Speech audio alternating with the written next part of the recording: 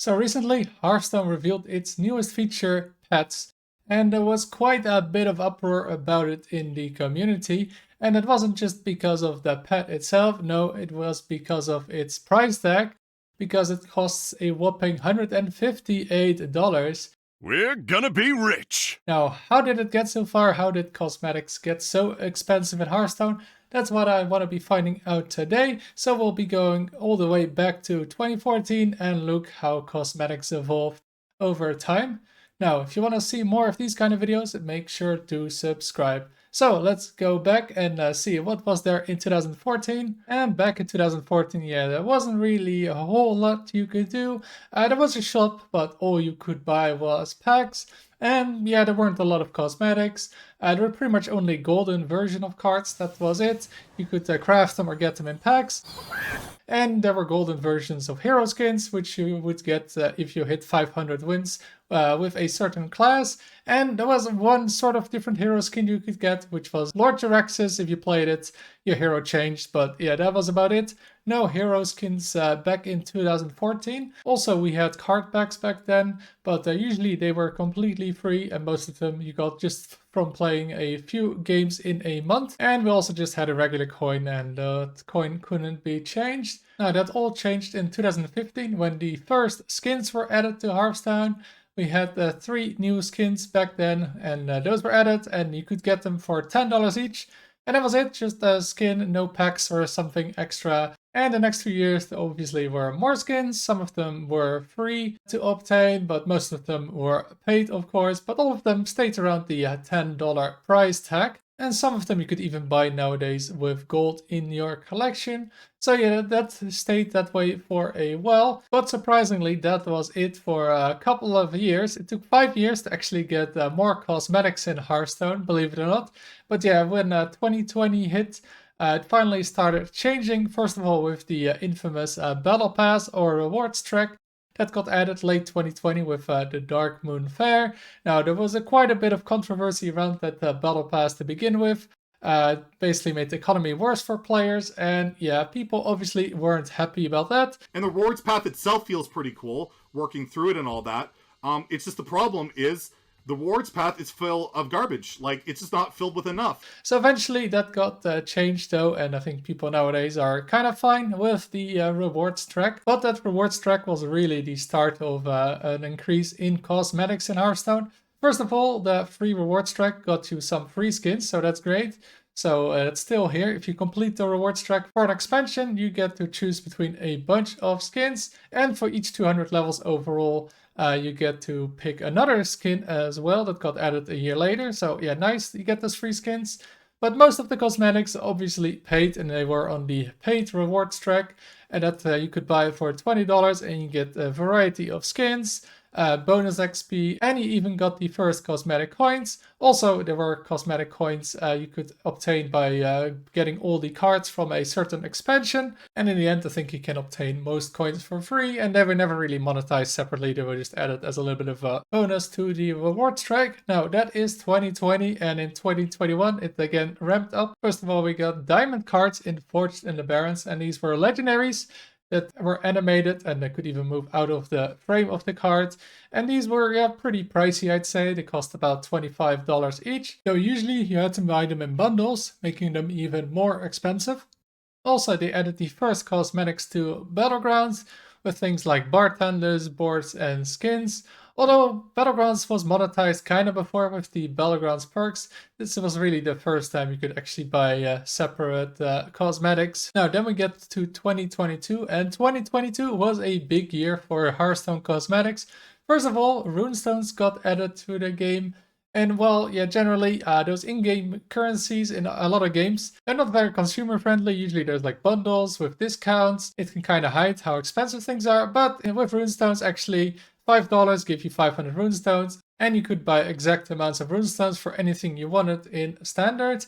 Now, the runestones did get added mostly for Battlegrounds to buy the smaller effects, smaller cosmetics, such as the most, but outside of Battlegrounds, you could always buy exact amounts of runestones for what you wanted to buy, so that was pretty fair. Now, what else they added in this year was signature cards with March of the Lich King. So signature cards were actually different art compared to the normal cards. compared to diamond cards.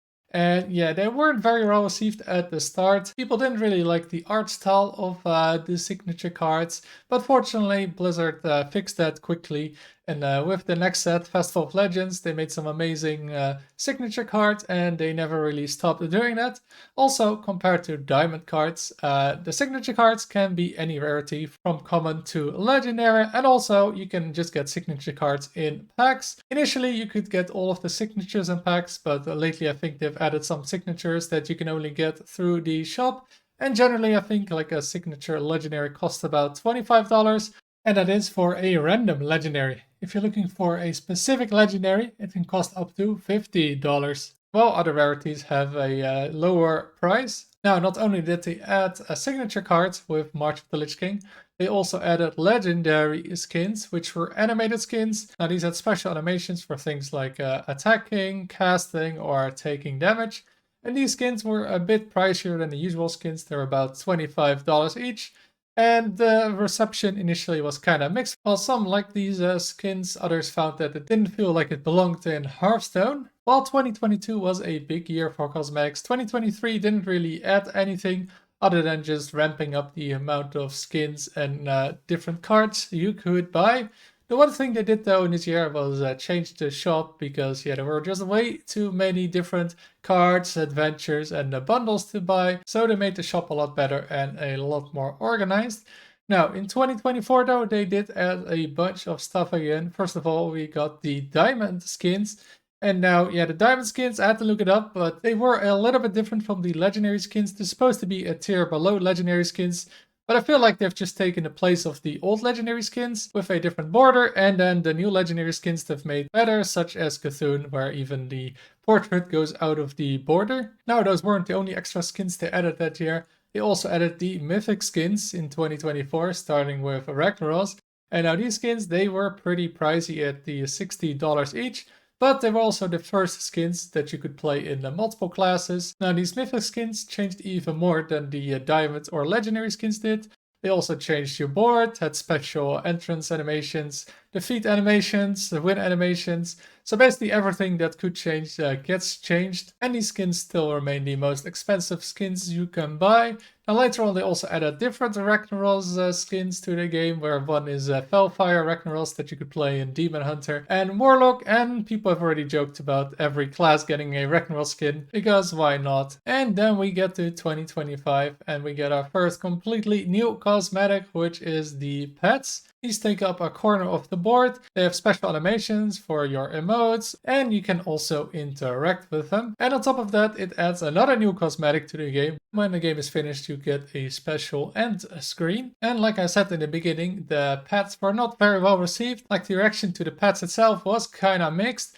But yeah, I don't think anybody was happy with the price tag of pets or the system which you could get it through. And that system is the Dark Moon Fair Treasures. And yeah, the system is a gacha system, and yeah, people are not really happy about it, because instead of just being able to buy a specific cosmetic that you want, you have to gamble on getting it. While you do get all the rewards guaranteed if you spend $158 on it, the order of rewards is pretty random, even though some are more likely than others. And yeah, if you want to get that pet, the King Krush, there's over 90% chance that you have to spend the full amount on this system to get it. So don't expect to get it for anything less than a full price.